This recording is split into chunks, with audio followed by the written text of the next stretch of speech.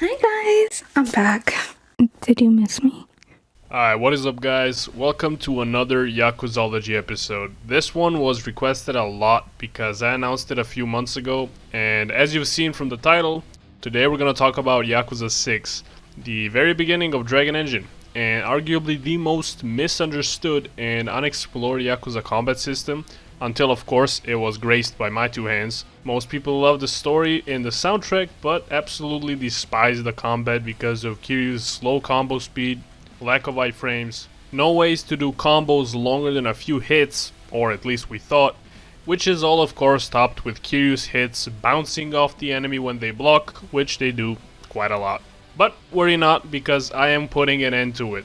As someone who has experienced everything that Yakuza 6 has to offer, who has been practicing this game for almost a whole year now, I am going to teach you everything about Yakuza 6 combos for only $60 a month. You will have access. Now, before we begin, I do want to mention one thing. Even though the title of the video says Combat Guide, this is mainly going to be an advanced combo guide, meaning 1v1 fights. Yakuza 6 is a very easy game to beat, so I don't need to teach you to drink healing items and just spam finishing holds to defeat group fights. And when it comes to making no damage content, everyone knows that in long battles, the more aggressive you are, the more stylish you are. So I'm not going to teach you how to handle those, as it's completely up to you, especially in a no iframe luck driven mess like Yakuza 6, where you can get hit by absolutely anything at any time. Ready to rock. Just let it all hang out. I have separated 4 different types of combos in this game, which I'm going to talk about. They'll be in a particular order from least to most complex, and I'll also mention which types of enemies they work and don't work on. And before I begin, the most important thing you need to do is play the game in 30 FPS. None of these combos work consistently in 60 FPS because the genius developers at SEGA didn't port the game correctly. The same issue persists in Yakuza Kiwami 2 and a few other games, for which I made a special video for. If you are playing on any console, including PS5, you have nothing to worry about as the game is in 30 FPS automatically. However, if you are on PC, you are simply going to go to the game's graphics settings and limit to 30 FPS. If you are not getting constant 30 FPS, it may be because your monitor refresh rate isn't dividable by 30. What you do then is go to display settings, advanced display settings, and simply switch to 60 Hz. Now that we got that out of the way, let's begin.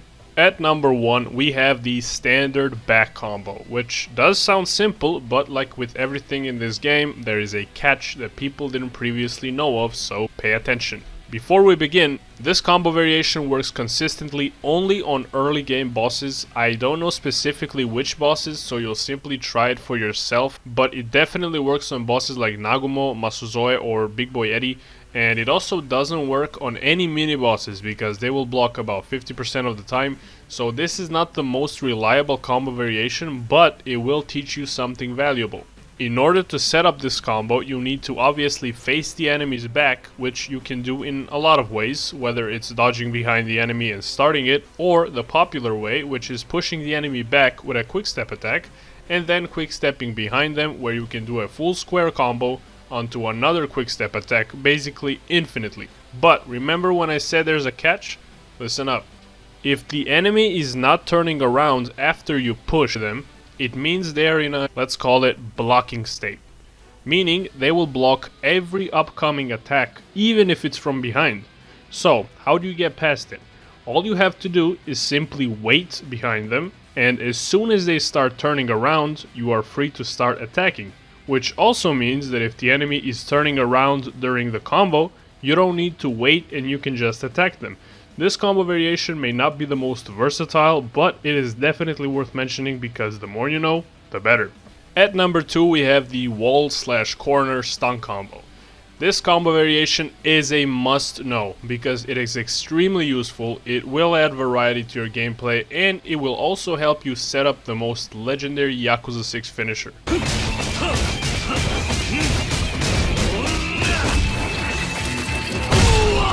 This one works on absolutely anyone and everyone. However, it works best on enemies that have the Komaki cat reflexes ability, which is basically every strong enemy, aka mini-boss or boss in the game, except maybe the first one. For this one, you first have to test the terrain. Not every wall in the game counts as an actual wall where you can stun enemies on, and not every corner counts as an actual corner. Some fights unfortunately have no consistent walls or corners, like all 3 Nagumo fights or Shingai Thunders, so you'll have to rely on other combo variations you'll see in the video, but most of them do, so pay attention. The easiest and most efficient way to set this up is by doing a finishing hold on the enemy and simply throw them in the direction of the corner or wall, but here's a catch. You should always hit the enemy from the front to do a finishing hold, because for some reason, if you hit him from the back, you can't predict where he will go after you throw him. Sometimes he's gonna go where you want him to go, sometimes he'll just go wherever. Unlike the front, where the enemy will always, and I mean always, roll to the right. So you don't need to throw the enemy directly at the corner, instead you can shift a little to the left so he rolls to the right. The fuck? It may be difficult to understand until you actually try for yourself, but trust me, it is very simple and you'll get the hang of it. After that, you have to do any move that pushes the enemy back, like the ones I showed from the first combo variation. I recommend just sticking to regular quick-step attacks, mostly the fronts, or the standard triangle kick. If the enemy is too close to you and you can't forward quick-step attack without making it awkward for yourself, you can just press triangle and he sticks to the wall.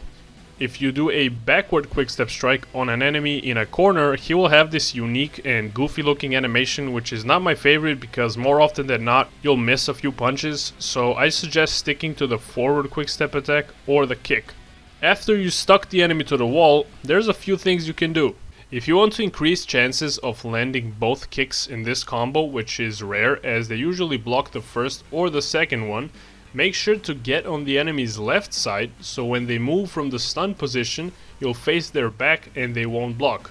I actually realized this almost before uninstalling the game, and it is unfortunately luck based, but as I said, it will increase your chances of landing every move, which is very satisfying. The second thing you can do, which I also realized when I was almost done with the game, is square square, triangle triangle, which is also very satisfying, especially if you're lucky enough to re-stun the enemy like shown here. And of course, as I mentioned in the beginning of the video, the most legendary finisher in probably all Yakuza games, you stun the enemy, get in extreme heat and just mash square. It deals a good amount of damage and it is the perfect finisher in my opinion. At number 3 we have the most powerful and the strongest combo variation, which is the standing stun combo, working on every single enemy in the game. But the $1,000,000 question, how do you stun a stronger enemy in Yakuza 6 without using mods? Well, thanks to SEGA's brilliant developers, they only let you stun the enemy once per fight.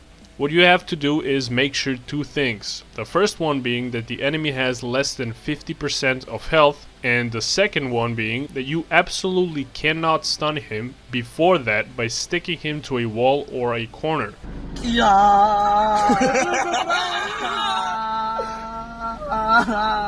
I know, don't hate the game, hate the developers or something. After you've removed 50% of their health, the enemy needs to simply get knocked down. You will let them stand up without hitting them on the ground, and they'll be stunned for like 2 or 3 seconds. But here's a catch. If you do certain hit actions, the enemy will not stand up stunned. Why? But the one that works 100% of the time is the parry hit action, so just do that one every time. What else can I tell you? Now, once the enemy stood up, there's a couple things you can do, which I'm just going to play here instead of explaining with words like a nerd.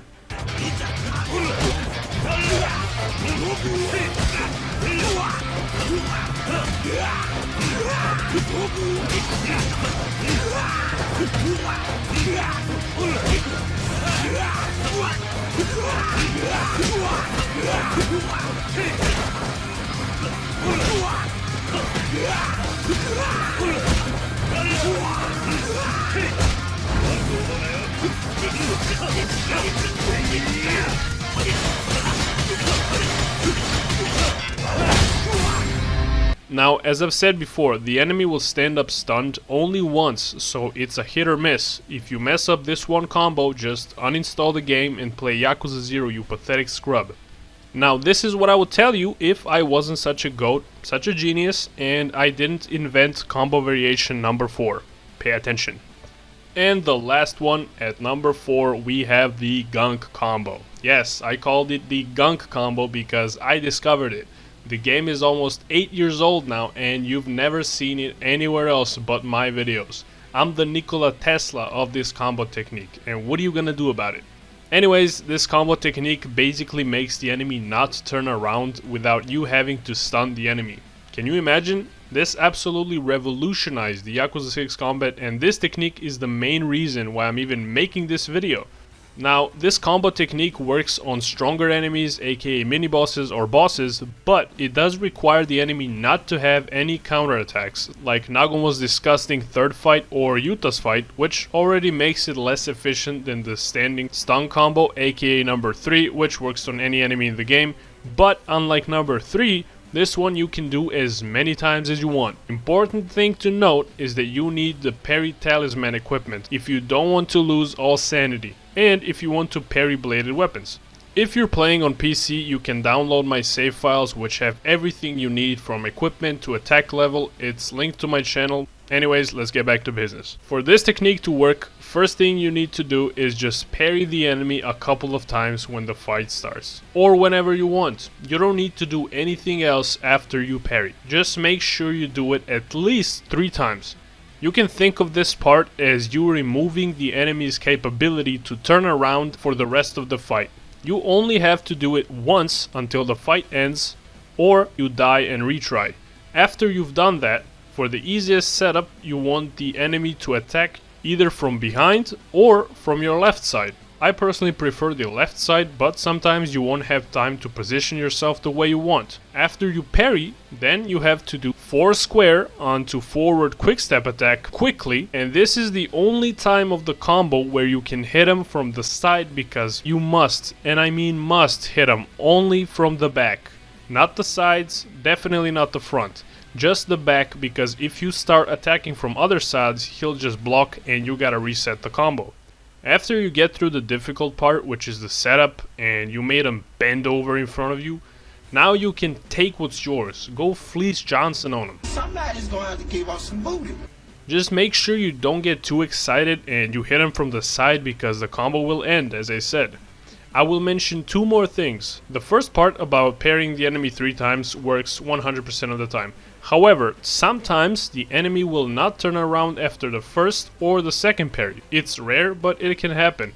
And the second thing I want to mention is that this can work if you parry the enemy from the front or right side as well. It's just a trickier angle because you don't really face his back but his sides. And there is one more thing I haven't really explored about this combo variation, and it's that for some reason parrying an enemy into an object or wall makes them instantly not turn around without you having to parry 3 times. But it's very strange and inconsistent, I think, and I really couldn't care less to bother you guys with that when there's a more conventional alternative, and that's pretty much it.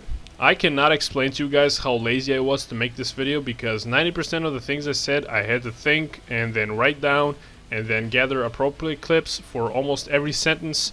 It just takes too much time when I could be on my phone playing Shadow Fight 2 or in the gym pushing weights, but it was something I had to do for the community and for myself.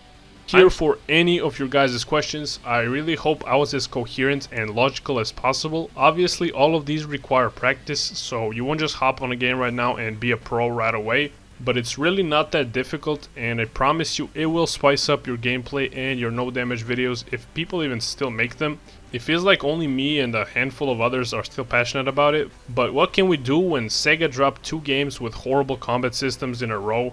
And yes, I'm talking about Gaiden and the Ishin remake, which is probably the worst Yakuza game of all time. I mean, the original Ishin was terrible. I really have no idea how they managed to make it worse, but hey, at least we got a VTuber special move or something.